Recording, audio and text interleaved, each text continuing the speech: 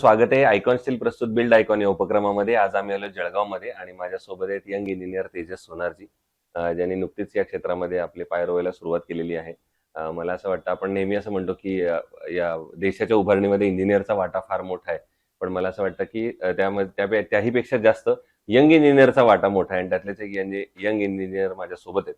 त्यामुळे आपण थेट त्यांच्याशी बिल्ड आयकॉन या प्लॅटफॉर्मवर गप्पा मारायला सुरुवात करूया. गप्पांची सुरुवात मला इथून करायची आहे, ते म्हणजे तुमच्या शैक्षणिक पार्श्वभूमीपासून. म्हणजे तुमची शाळा कुठली होती, कॉलेज कुठलं होतं, बरोबर. आणि सगळ्यात महत्वाचं सिव्हिल इंजिनियर हे फील्ड निवडण्यामागची प्रेरणा कुणाची होती, की ज्यांच्यामुळे तुम्हाला असं वाटलं की आपण या फील्डमध्ये यावं? तर काय सांगाल?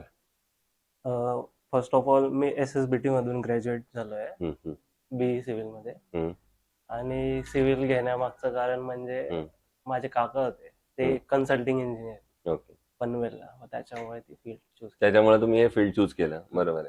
पण तुम्हाला स्वतःला दुसऱ्या कुठल्या फील्डमध्ये जायचं होतं असं?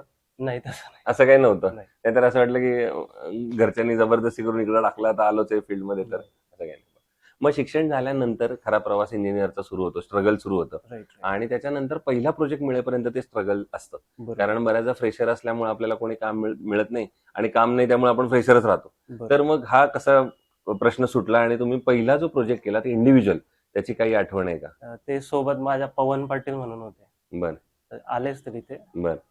त्यांच्या सोबत काम केलं सगळ्यात आधी. एक हॉस्पिटलची बिल्डिंग केली, म्हणजे 7th फ्लोअरची. ओके. मग तिथून जशी सुरुवात झाली. पण मग तेव्हा काय करताना काम दडपण आलं, थोडी भीती हा, वाटली, नवीन होतो, बरोबर. मग तेव्हा काय असा प्रसंग घडलेला की काय असं नाही, अडकाळ झालं? एवढं काही हे नाही. असं घडलं नाही काय? नाही. ठीक आहे. मग आता या क्षेत्रातल्या काही प्रश्नांकडे आपण येऊया. त्यातला पहिला प्रश्न असा आहे की आता तुम्ही इथं काम करताय, जळगाव सारख्या ठिकाणी, अजून ग्रामीण भागात सुद्धा काम करताय.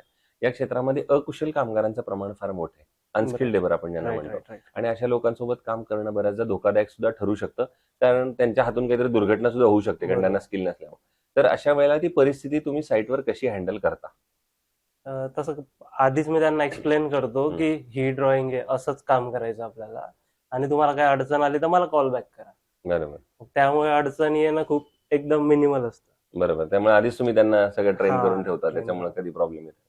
दुसरं, आता आपण रेसिडेन्शियल मध्ये काम करतो, तर रेसिडेन्शियल मध्ये काम करताना बऱ्याचदा तुम्ही असं ऐकलं असेल कस्टमरकडनं वाक्य की आमचं बजेट थोडं कमी आहे, हा, एवढ्याच बजेटमध्ये आता आम्हाला हे बसवून द्या सगळा प्रोजेक्ट. बरोबर. आणि एक इंजिनियर म्हणून तुम्हाला वाटत असतं की आपण जे वास्तू निर्मिती करतोय ती लॉंग टर्म टिकावी, 60, 70, 80 वर्ष चालावी. तर अशा वेळेला बजेट आणि क्वालिटी या दोन्हीचा समतोल तुम्ही कसा राखता? क्वालिटी मध्ये मग कॉम्प्रोमाइज तर होतच, बजेट हो ना, हो ना, हो. मग तेच कसं तुम्ही साधता, कारण कस्टमरला तर बजेट वाढवून द्यायचं नसतं आणि तुम्हाला तर क्वालिटी खाली आणायची नसते, तर मग ते कसं करता तुम्ही? आता त्याचं मी तुम्हाला एक्सप्लेन नाही करू शकत. अच्छा, तो सिक्रेट फॉर्म्युला तुम्हाला सांगायचा नाहीये असं? तर ठीक आहे, काय हरकत नाही. पण बऱ्याचदा असं काही लोक म्हणतात की जनरली सिमेंट, स्टील हे जे फॅक्टर आहेत किंवा मेन घराचा जो सांगाडा आहे, स्ट्रक्चर आहे, त्याच्यात कुठं कॉम्प्रोमाइज करू नाही, नये. त्याच्यात कॉम्प्रोमाइज नाही करत. पण पेंट असेल, फरशा त्याच्यात असतील, कर. आतलं फर्निचर right, असेल, त्याच्यात कॉम्प्रोमाइज केलं तर ते बजेट थोडंसं होऊ शकेल. होऊ बरं, ठीक आहे. पुढचा एक प्रश्न आहे, तो या सगळ्यापेक्षा वेगळा आहे. तो म्हणजे मी म्हणलं तसं तुम्ही तरुण आहात आणि तुमच्या हातात देशाची जरी हे असली तरी आपली त्याची सुरुवात गाव पातळीपासून होते. तर जळगाव जिल्ह्याच्या विकासाचं व्हिजन असं जर विचारलं तर तुम्हाला काय वाटतं, जळगावमध्ये येणाऱ्या 15-20 वर्षात कुठल्या क्षेत्रांवर आता काम केलं गेलं पाहिजे, ज्यामुळं आपल्याला जळगावची सर्वांगीण प्रगती होईल, सर्वांगीण विकास होईल जळगावचा? तर एक इंजिनियर म्हणून तुम्हाला काय वाटतं, कुठल्या क्षेत्रांवर आता काम केलं गेलं पाहिजे? पहिले तर टेक्निकल मध्ये, बरं, त्यानंतर इन्फ्रास्ट्रक्चर ओके, आणि रोड्स. अच्छा. म्हणजे टेक्निकल, इन्फ्रास्ट्रक्चर आणि रोड्स हे 3 महत्वाचे मुद्दे तुम्ही सांगितले, फार खरंच महत्वाचे. पण मग शासनानं काय पावलं उचलली पाहिजेत, जर इन्फ्रास्ट्रक्चर अजून चांगलं सुधारायचं असेल, आत्ताच्या पेक्षा रस्त्याची नेटवर्क जास्त वाढवायचं असेल, जाळं वाढवायचं असेल, तर तुम्हाला काय वाटतं? प्लॅनिंग डिझाईन एकदम प्रॉपर केली पाहिजे, हे माझं. बरं. आणि त्याच्यासाठी असे तुमच्यासारखे शिकलेले चांगले इंजिनियर त्याच्यात असले पाहिजेत की ज्यांना पुढचं थोडंसं विजन अजून समजतंय अशा प्रकारचे. बरोबर.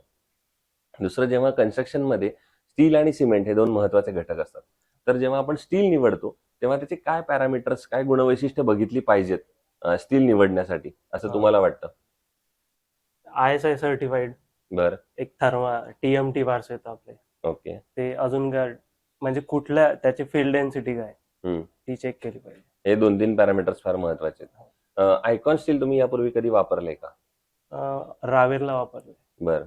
तर मग आयकॉनशीलचा कसा होता एक्सपिरियन्स त्यांच्या प्रॉडक्टसाठी, त्यांच्या सर्व्हिस बद्दल, क्वालिटी बद्दल, कॉस्ट बद्दल काय सांगाल? त्याच्याबद्दल कुठलंच काही टेन्शन काही टेन्शन नव्हतं, सगळं एकदम व्यवस्थित होतं, त्यामुळे तुम्ही समाधानी आहात एकदम. ठीक.